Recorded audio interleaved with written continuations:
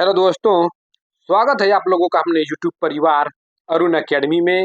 आज की क्लास में हम लोग पढ़ेंगे हिंदी पैडागोजी के मोस्ट इम्पॉर्टेंट प्रश्न। दोस्तों, जितने भी 2011 से 2024 अब तक जितने प्रीवियस ईयर एग्जामों में ट्रेंड किया हुआ प्रश्न है, सब के सब एक सेट के माध्यम से कर रहे हैं। आज का सेट नंबर 13 है। इससे पहले और सेट नहीं देखे हैं तो आप लोग प्लेलिस्ट में जाकर देख सकते हैं। बहुत ही शानदार जानदार तरीके से ये क्लास चलाई जा रही है।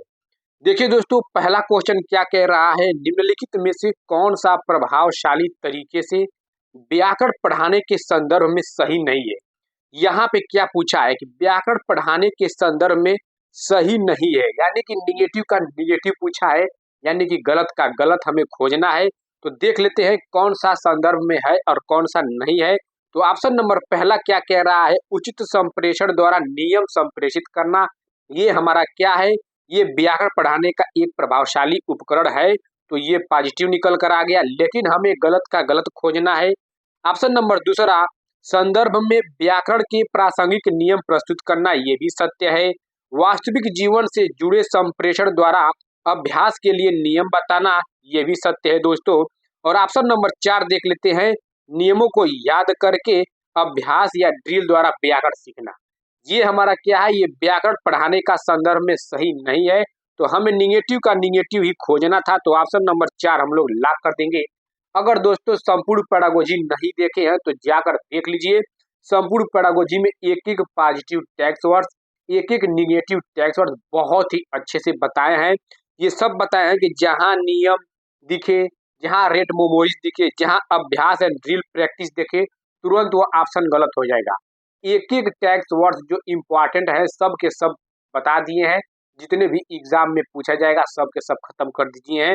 जाकर आप संपूर्ण पैडागोजी देख लीजिए।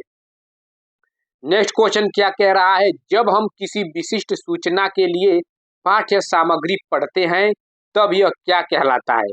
तो क्या कहलाता है, सरकारी तौर पर पठन, या बारीकी से पठन, या बहिर्वेशन, या एक्सट्रपोलेशन, या विश्लेषण। तो दोस्तों हम लोग ऑप्शन नंबर 2 लॉक कर देंगे, बारीकी से पठन। जब हम किसी विशिष्ट सूचना के लिए पाठ्य सामग्री पढ़ते हैं तो उसे बारीकी से पठन कहा जाता है। बारीकी से पढ़ने का संबंध गहन पठन से होता है। किससे होता है, ये बारीकी से पठन है दोस्तों। इस बारीकी से पठन का संबंध किससे होता है, तो गहन पठन से होता है, जिसका तात्पर्य किसी विषय वस्तु को गहराई से समझना है। विशेष तथ्यों को समझने के लिए गहन पठन की आवश्यकता भी होती है। तो ऑप्शन नंबर 2 हम लोग का राइट आंसर हो जाएगा, बारीकी से पठन।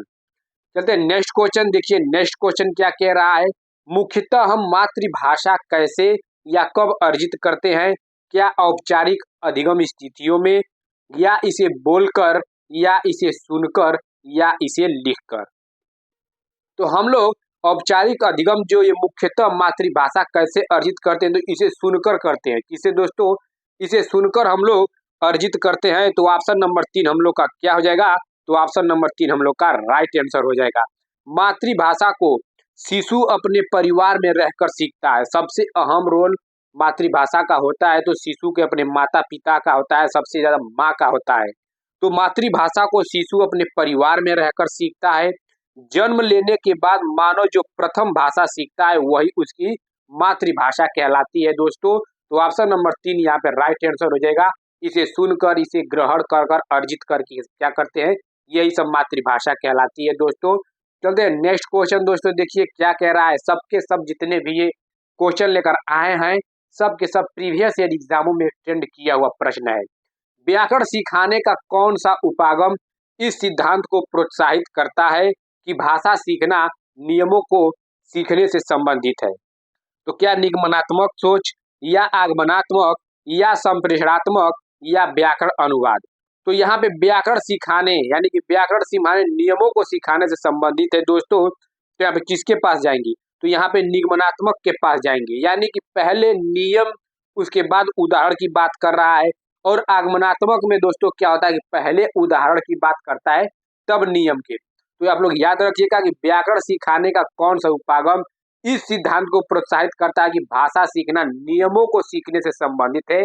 यानी कि पहले नियम की बात करा, यानी कि नियम यानी कि रूल टू एग्जाम्पल की तरफ यानी कि निगमनात्मक की तरफ जाएंगे। और आगमन में पहले उदाहरण तब नियम होता है और निगमनात्मक में पहले नियम तब उदाहरण। तो ऑप्शन नंबर पहला हम लोग का राइट आंसर हो जाएगा। चलिए नेक्स्ट क्वेश्चन देखिए, नेक्स्ट क्वेश्चन क्या कह रहा है, कोई अध्यापक अपनी शिक्षार्थी के क्या कोई अध्यापक अपने शिक्षार्थियों के कम अंक आने के कारणों का पता किस प्रकार लगाएंगे?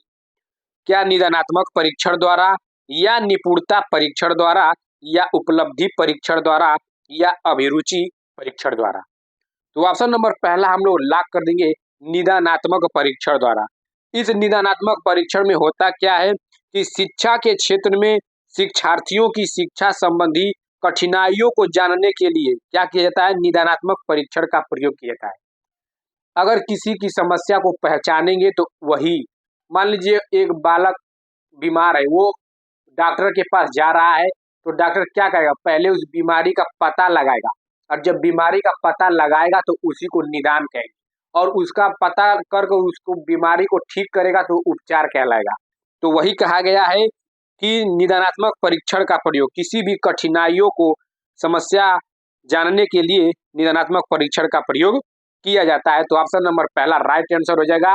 और इस परीक्षण को जानने के बाद उसका हल जो होता है वो उपचारात्मक कहलाता है।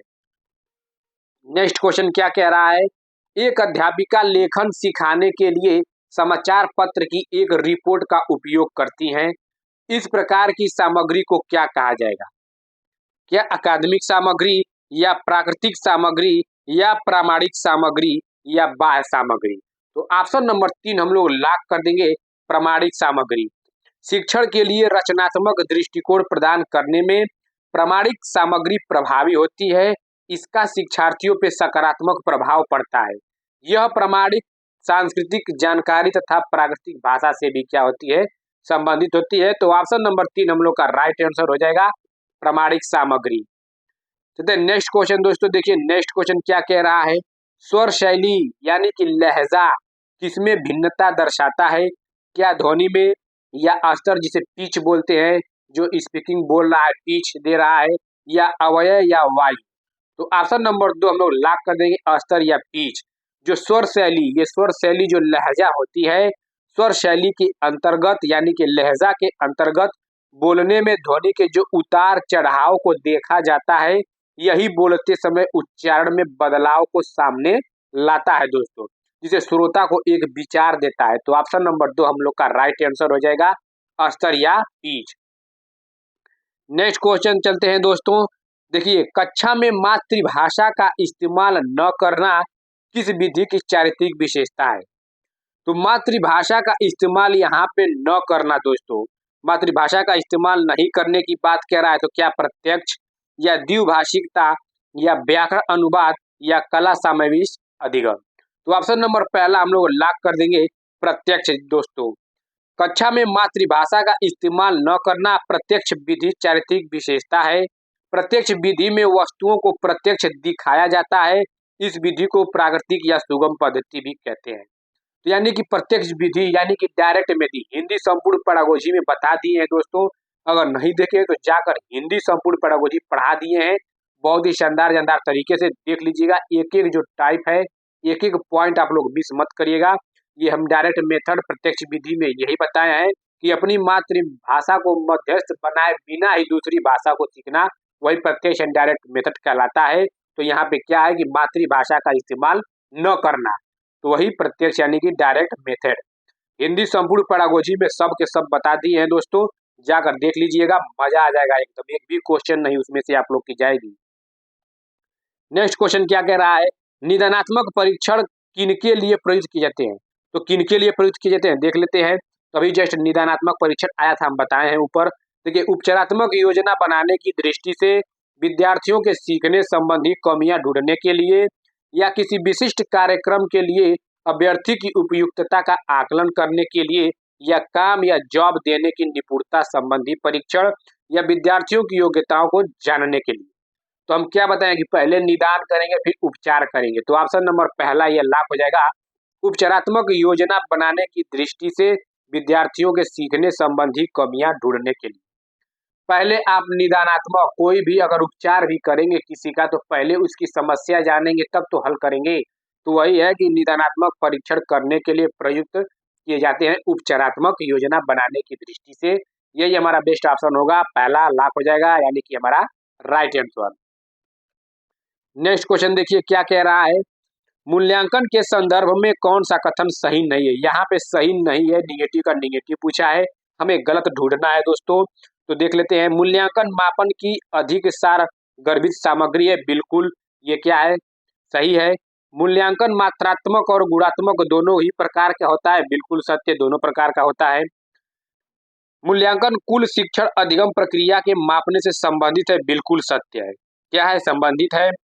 देख लेते हैं ऑप्शन नंबर 4, मूल्यांकन शिक्षार्थी को उसके मजबूत पक्ष और कमियों के बारे में प्रतिपुष्टि देने के लिए, कमियों के बारे में प्रतिपुष्टि देने के लिए नहीं किया जाता है। ये क्या है कि मूल्यांकन कुल शिक्षण अधिगम प्रक्रिया का एक समरूप होता है जिसे संबंधित होती है। तो ऑप्शन नंबर 4 गलत हो जाएगा, गलत का गलत ही ढूंढा है, यानी कि ऑप्शन नंबर 4 हम लोग का राइट आंसर हो जाएगा। यानी कि क्वेश्चन गलत है लेकिन गलत हमें खोजना था तो गलत मिल गया। नेक्स्ट क्वेश्चन चलते हैं, जितने भी है सब प्रीवियस ईयर एग्जाम में ट्रेंड किया गया है प्रश्न दोस्तों। देखिए, भाषा शिक्षण के रचनावादी उपागम में अध्यापक से क्या अपेक्षा की जाती है। किसमें, देखिए रचनावादी उपागम में अध्यापक से क्या अपेक्षा की जाती है, तो आप अपेक्षा से क्या रखते हैं अध्यापक से, देख लेते हैं। शिक्षार्थी को पहले से ही मौजूद ज्ञान देना, अपनी पाठ्यचर्या सृजित करना, शिक्षार्थियों को अपनी पाठ्य पुस्तक बनाने के लिए कहना, या शिक्षार्थियों को ज्ञान के निर्माण में अपने अनुभवों का प्रयोग करने में मदद करना। बिल्कुल ऑप्शन नंबर 4 ही हम लोग लॉक कर देंगे। देखिए, सीखने के रचनावादी उपागम, क्या ये जो रचनावादी उपागम है, ये सीखने के रचनावादी उपागम का तात्पर्य बच्चों के ज्ञान को सक्रिय रूप प्रदान करना। क्या, बच्चों के ज्ञान को सक्रिय रूप प्रदान करना जिसमें शिक्षार्थियों के अपने अनुभवों का निर्धारण किया जाता है। तो ऑप्शन नंबर 4 हम लोग का राइट आंसर हो जाएगा। चलिए नेक्स्ट क्वेश्चन देखिए, नेक्स्ट क्वेश्चन क्या कह रहा है दोस्तों। देखिए, पूर्व पठन से जुड़े कार्य किस लिए होते हैं। तो पूर्व पठन से जुड़े कार्य किस लिए होते हैं, देख लेते हैं। शिक्षार्थियों के पठन कौशल का मूल्यांकन करने के लिए, या कठिन शब्दों या वाक्यांशों का अर्थ बताने के लिए, या मुख्य बिंदु को प्रस्तुत करने और शिक्षार्थियों को प्रोत्साहित करने के लिए, या पाठ्य सामग्री प्रयुक्त व्याकरण बिंदुओं की व्याख्या करने के लिए। तो ऑप्शन नंबर 3 हम लोग लॉक कर देंगे, मुख्य बिंदु को प्रस्तुत करने और शिक्षार्थियों को प्रोत्साहित करने के लिए। ये जो पूर्व पठन है दोस्तों, क्या पूर्व पठन उन विद्यार्थियों के लिए विशिष्ट रूप से सहायक होता है जिनके घर की भाषा स्कूल की भाषा से अलग होती है। यही पूर्व पठन जो है दोस्तों, ये घर की भाषा और स्कूल की भाषा अलग होती है। तो ऑप्शन नंबर 3 यहाँ पे राइट आंसर हो जाएगा। चलते हैं नेक्स्ट क्वेश्चन देखिए, नेक्स्ट क्वेश्चन क्या कह रहा है, निम्नलिखित में से किसके आधार पे संप्रेषण एक चक्रीय प्रक्रिया कहलाएगी। संप्रेषण एक चक्रीय प्रक्रिया कहलाएगी, क्या प्रेषक, या ग्रहण करने वाली या वाला, या प्रतिपुष्टि जिसे फीडबैक बोलते हैं, या संदेश। तो ऑप्शन नंबर हम लोग तीसरा लॉक कर देंगे, प्रतिपुष्टि यानी कि फीडबैक। जो फीडबैक होती है यानी कि प्रतिपुष्टि, इस प्रतिक्रिया का एक स्वरूप है जो अनुकूल अथवा प्रतिकूल हो सकता है। सीखने के लिए लक्ष्यों का परिणामों के सापेक्ष शिक्षार्थियों के प्रदर्शन में या प्रदर्शन के बारे में शिक्षार्थी को दी गई जानकारी क्या होती है, यही प्रतिपुष्टि यानी कि फीडबैक कहलाती है। तो ऑप्शन नंबर 3 हम लोग का राइट आंसर हो जाएगा। चलते हैं नेक्स्ट क्वेश्चन देखिए, नेक्स्ट क्वेश्चन क्या कह रहा है दोस्तों। देखिए, संज्ञा समझाने के लिए एक अध्यापिका पहले उदाहरण देती है और उसके बाद उसकी परिभाषा बताती है, यानी कि नियम बताती है। तो विधि का हम क्या बताए हैं, पहले उदाहरण फिर नियम की तरफ जाएंगे तो आगमनात्मक विधि कहलाएगा। अब पहले नियम और फिर उदाहरण जाएंगे तब निगमनात्मक कहलाएगा। तो इसमें पहले क्या कह रहा है, पहले उदाहरण देती हैं तब उसकी परिभाषा यानी कि कह सकते हैं नियम बताती है। तो आगमन में पहले उदाहरण तब जाके नियम, यानी कि एग्जाम्पल टू रूल। तो ऑप्शन नंबर पहला हम लोग का राइट आंसर हो जाएगा। चलते हैं नेक्स्ट क्वेश्चन दोस्तों देखिए, देखिए दोस्तों 15 नंबर पैसेज आता है, 15 नंबर पैडागोजी आता है। तो जितने पैडागोजी हैं हम लोग प्रीवियस ईयर एग्जामों से देख लेंगे। और हाँ, हिंदी संपूर्ण पैडागोजी पढ़ा दिए हैं, अगर नहीं देखे तो जाकर मैराथन क्लास में प्लेलिस्ट में देख सकते हैं। और हाँ, पैसेज भी हम लोग कर लेंगे एग्जाम से बहुत पहले, पैसेज करने का तरीका बताएंगे। उसके बाद ये पैडागोजी जितने प्रीवियस ईयर है देख लीजिए। और हाँ दोस्तों, संपूर्ण पैडागोजी जरूर देखिएगा, उसको मत छोड़िएगा, क्योंकि बहुत उसमें एक एक पॉइंट बहुत ही इंपॉर्टेंट है। तो ये देखिए नेक्स्ट क्वेश्चन क्या है और लास्ट क्वेश्चन आज का। जब एक अध्यापक भाषा पढ़ाने के लिए विज्ञान और सामाजिक विज्ञान के पाठों का उपयोग करता है, यह उपागम कहलाएगा। क्या वस्तुनिष्ठ भाषा शिक्षण, या बहुलवादीय भाषा शिक्षण, या अनुशासन अनुसार भाषा शिक्षण, यानी कि विषय भाषा समुच्चय पाठ्यक्रम में। तो ऑप्शन नंबर 4 हम लोग लॉक कर देंगे, भाषा समुच्चय पाठ्यक्रम में। जब एक अध्यापक भाषा पढ़ाने के लिए विज्ञान और सामाजिक विज्ञान के पाठों का उपयोग करता है तो इसे भाषा समुच्चय पाठ्यक्रम उपागम कहा जाएगा। तो ऑप्शन नंबर 4 हम लोग का राइट आंसर हो जाएगा। आई होप दोस्तों आप लोग को वीडियो अच्छा लगा हो। अगर अच्छा लगा हो तो चैनल को लाइक, सब्सक्राइब, शेयर, कमेंट कर दीजिए, जिससे हमें मोटिवेट मिलता रहे। और हाँ दोस्तों, बेल आइकन का प्रेस कर दीजिए, जिससे आप लोग के पास सही समय पर नोटिफिकेशन मिलता रहे। आप लोगों का बहुत बहुत धन्यवाद दोस्तों।